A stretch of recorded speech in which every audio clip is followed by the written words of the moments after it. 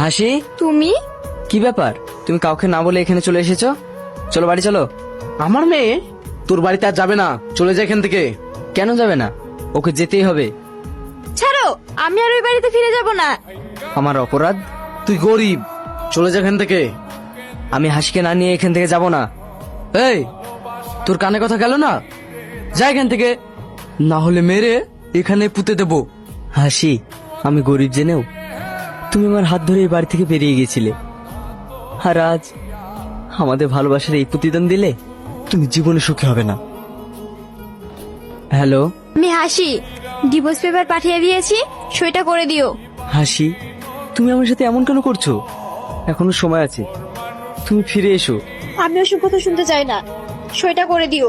কাঁদিসনি মধু, তোর কপালে যা ছিল তাই হয়েছে। আমি গরিব বলে আজ আমাকে ছেড়ে চলে গেল। আমি একদিন দেখিয়ে দেব মানুষের পরিস্থিতি সবসময় একরকম থাকে না।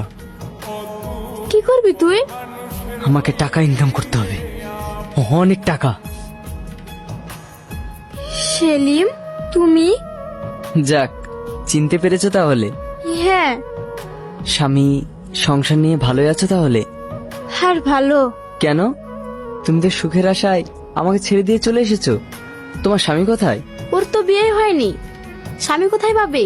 হাসি, এসব কি বলছে? আমি বলছি এটা সত্যি। ওর বিয়ে হওয়া কথা ছিল, কিন্তু বিয়ের আগের দিন রাতের বেলা হবু স্বামী বিয়ের বাজার করে বাড়ি ফিরছিল, তখন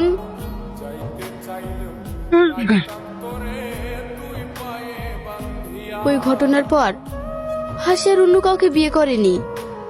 ও, যেমন কর্ম তেমন ফল।